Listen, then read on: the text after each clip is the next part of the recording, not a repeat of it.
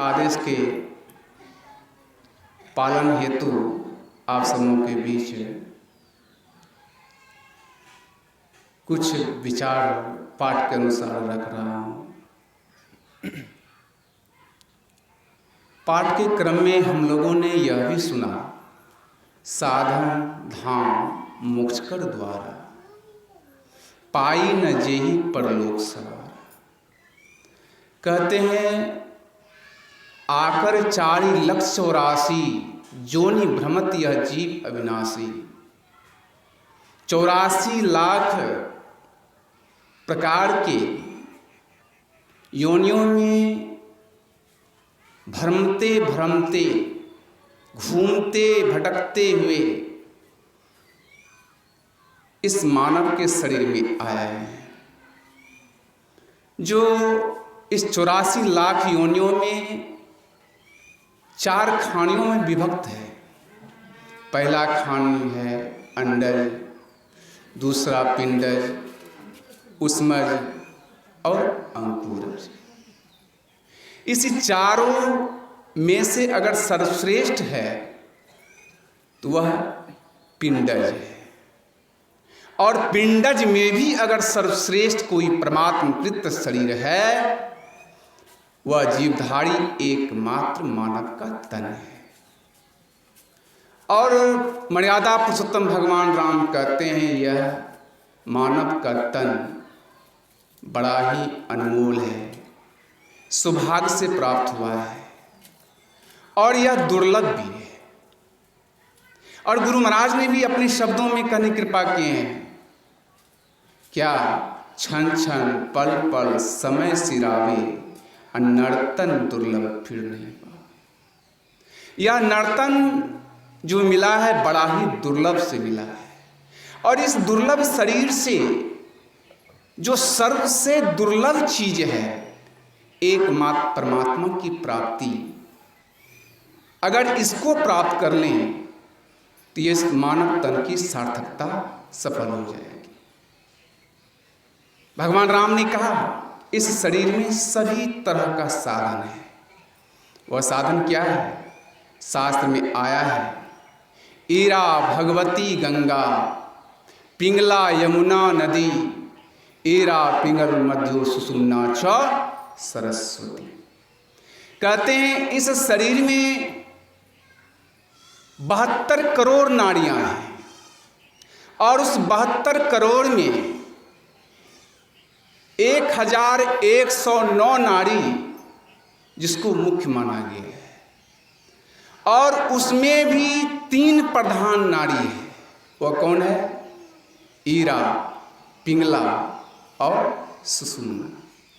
इस 3 नाड़ियों में अगर सबसे उत्कृष्ट सर्वोत्कृष्ट है तो एकमात्र है सुषुम्ना की नाड़ी।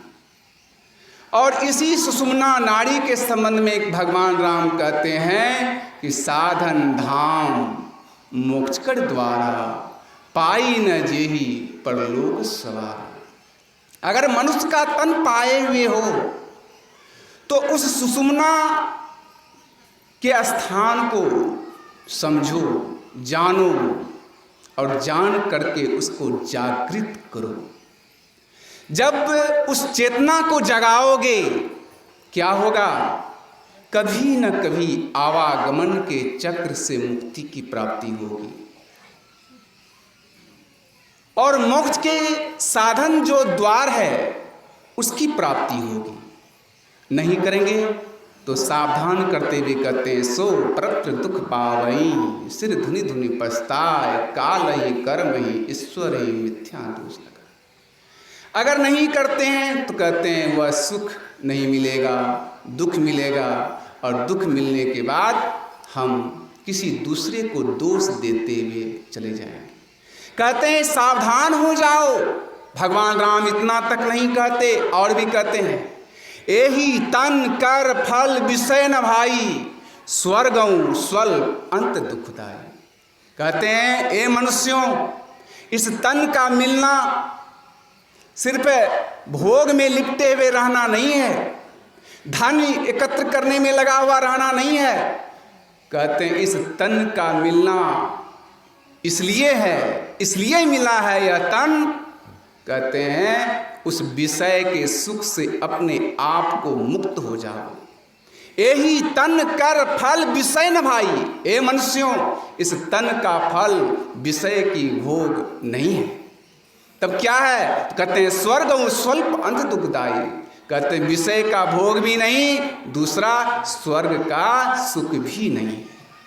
दो विषय पर उन्होंने कहा कि यह तन जो मिला, अगर इस तन से विषय और स्वर्ग के सुख को ओछा मानोगे तब तो मानव तन की सार्थकता हो जाएगी। इसी मानव तन की सार्थकता के लिए हम और आप संतमत के सत्संग में बैठे हुए, और संतमत का सत्संग के द्वारा बार बार आप लोग सुनते होंगे कि मानव तन के संबंध में चर्चा हो ही जाती है। एक दिन का सत्संग हो कि 3 दिन का सत्संग हो या 2 दिन का हो, लेकिन मानव तन की सार्थकता के संबंध में बार बार संत महात्मा संतमत सत्संग के द्वारा क्यों चिताया जाता है? इसलिए यह शरीर आज से नहीं मिला है, इस शरीर का आना जाना बहुत पहले से हुआ है। तो इसलिए आना जाना तो हुआ है, लेकिन वहाँ भी देवता दानव मानव है, लेकिन वही मानव दानव हो जाता है, वही मानव देवता तुल्य हो जाता है, वही मानव उस मानवता को प्राप्त करके परम पूज्य सद्गुरु महाराज जैसे हो जाते हैं।